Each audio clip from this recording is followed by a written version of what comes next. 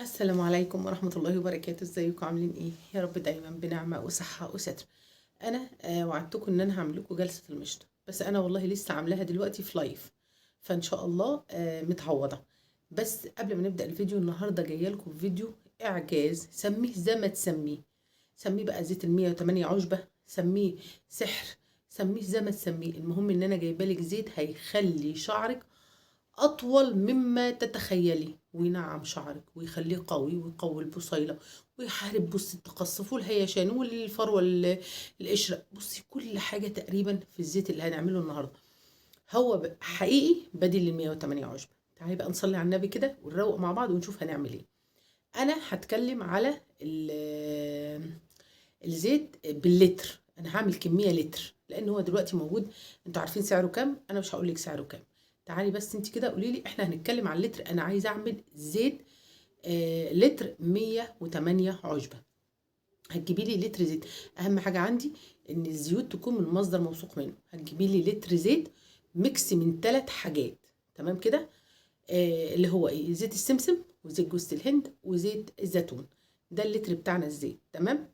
طيب وهتجيبي لي الخضار بتاعنا. انا عايزه كيلو خضار مشكل. كيلو خضار مشكل 4 حاجات، بمعنى ان انا هتجيب الكيلو الخضار ده ربعه، كل حاجه ربع، كل حاجه ربع، هم 4 حاجات. مثلا يبقى ربع كيلو جرجير، ربع كيلو بقدونس، على كزبره، على كده. كل اللي هتجيبيه ده انا عايزه الخضار يبقى كيلو.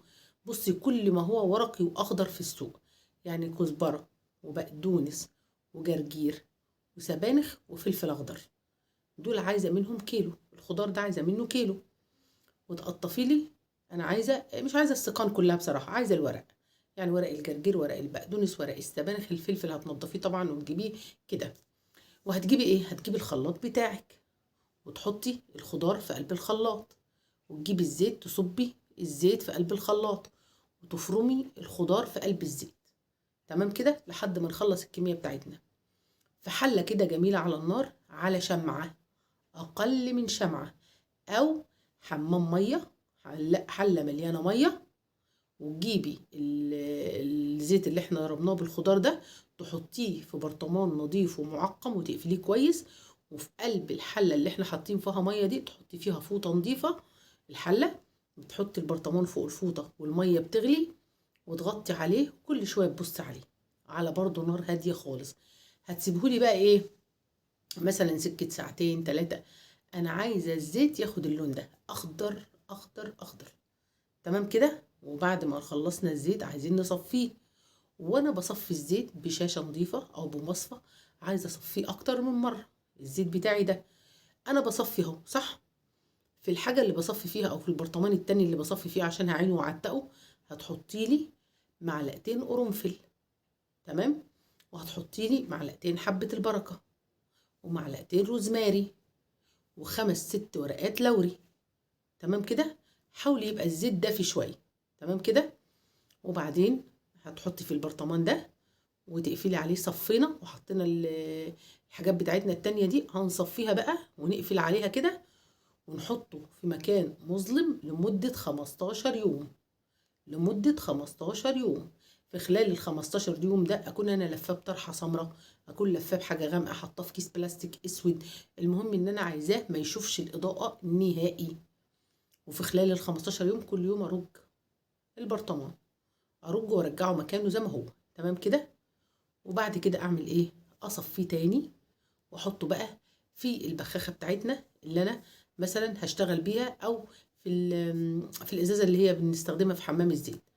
عايزاكي تعملي حمام زيت لو شعرك جاف، اعملي حمام زيت مرتين في الاسبوع. لو شعرك دهني، مره كل اسبوع او مره كل 15 يوم، فقط لا غير. الحمام الزيت يبقى كده براحة ايديكي كده. شايفة ايدي؟ بتجيبي الزيت تحطيه في طبق بقى، ولا في بولة، ولا في اي حاجة، وتعملي بايدك كده، تعملي كده كده. هتسيبيه على شعرك من ساعتين ل3 ساعات، وانتي لابسة كيس بلاستيك ورابطة راسك كده ومتعصبة التعصيبة الجميلة بتاعتنا دي. وبعدين تغسلي شعرك بطريقتك العادية. ويستحسن لو انتي بتغسلي بالشامبو تحطي معلقتين الشامبو في مية وتدوبيهم، وبعدين تبتدي تغسلي شعرك وتروفه كويس. وبعد كده ترطبي شعرك. عايزه اقول لك ان شعرك ممكن يطول اكتر من 5 سنتي في الشهر، وده ما بيحصلش لان نمو الشعر في الشهر من يعني سنتي ونص ل2 سنتي ماكسيموم. جربي الزيت ده وقولي لي ايه رايك. جربي واعملي سبسكرايب للقناه عشان الافلام عشان الفيديوهات اللي جايه. بصي كل البدائل الغاليه هتلاقيها هنا، كل البدائل بصي اللي مش قادره تدفعي ثمنها هتلاقيها هنا، بعون الله يعني وبامر الله. تمام، ويلا بينا يلا بينا.